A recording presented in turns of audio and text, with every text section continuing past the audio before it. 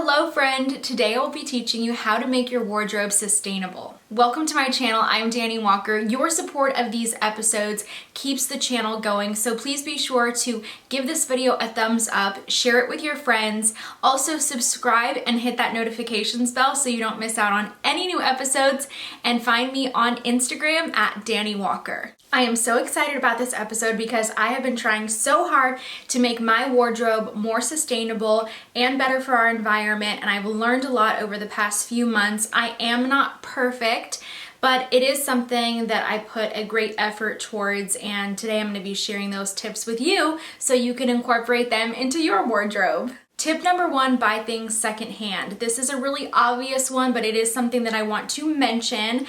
My favorite place to buy secondhand is actually online.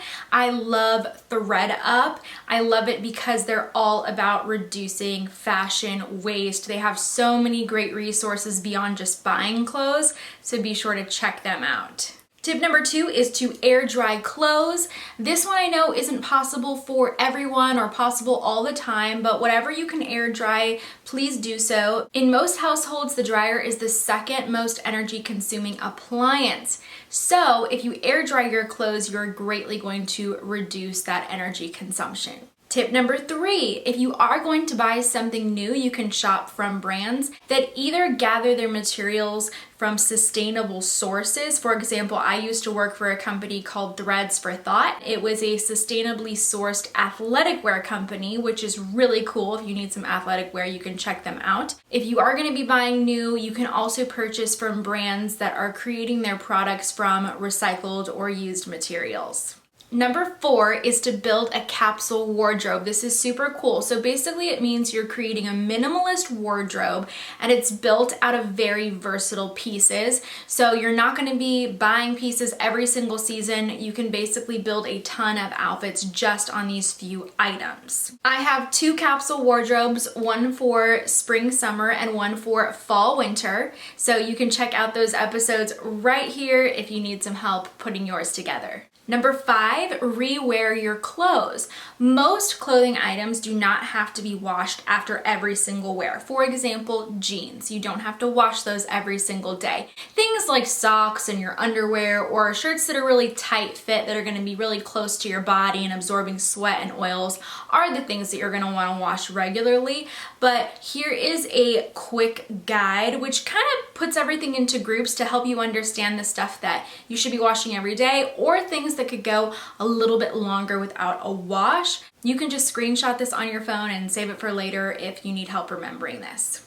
Tip six, wash your clothes on cold. 90% of the energy that washers use comes from heating up the water. So if you start washing some things on cold, then we can reduce that energy consumption. If you're liking this episode so far, do me a favor, screenshot this episode, post it to an Instagram story, and tag me at Dani Walker to let me know what your biggest takeaway was from this episode. Number seven is to choose standard shipping instead of a 2-day or an express ship. Express shipping really takes a big toll on our environment because companies are sending out trucks multiple times per day and they're not optimizing their shipping efforts. So they are sending out trucks that are half full instead of just waiting a little bit longer in the day, making sure that they fill up that truck, find the best shipping route, and then doing that to really reduce the amount that they're driving. This is happening because so many of us are choosing to 2-day ship or to 1-day ship. So take the pressure off of those companies,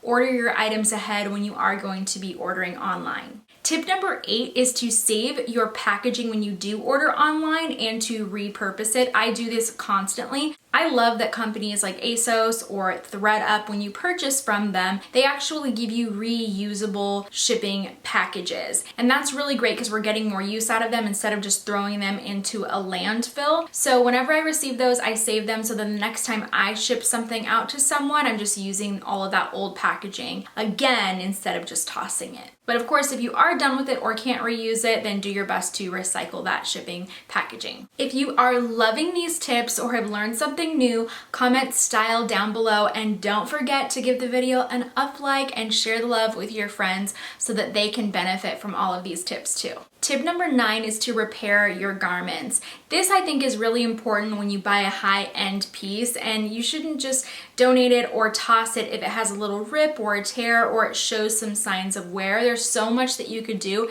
just to repair it, either at home if you have some sewing talents as I do, or you can always send that out to a tailor. Tip number 10 is to skip dry cleaning. I've started doing this a lot more. I've started to hand wash some of my garments that I used to send out for dry cleaning. Dry cleaning tends to release a lot of toxins into the environment, which is not good. So if you have to dry clean something, I would always suggest to look for a dry cleaner that actually is more eco-friendly. Just Google that and see if you can find one in your local area. Tip number 11 is to rent or borrow. Of course, if you have a friend who is similar in size to you, you can ask them to use some of their wardrobe when you're going to a special event. And if not, another great option is a website like Rent the Runway. So you can rent some really, really high-end beautiful pieces for a low price point. Last tip is number 12. When you do have items that can't be worn anymore or they're soiled, make sure that you properly recycle them or donate them. Some clothing stores actually can help you with this. For example, ThredUp has a program where you can send them your wardrobe that you're done with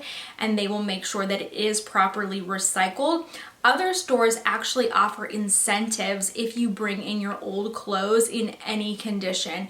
H&M is one of those. If you take in your clothes, they will actually give you a 15% discount on your next purchase, which is a really cool incentive. Those are all of my tips for making a more sustainable wardrobe. I hope that you enjoyed them. Please be sure to share this episode, subscribe to the channel, and hit that notifications bell, as well as connect with me on Instagram at Dani Walker, and also now on TikTok at Dani Walker Official. So thanks for checking out this episode, and I hope that you come back for more.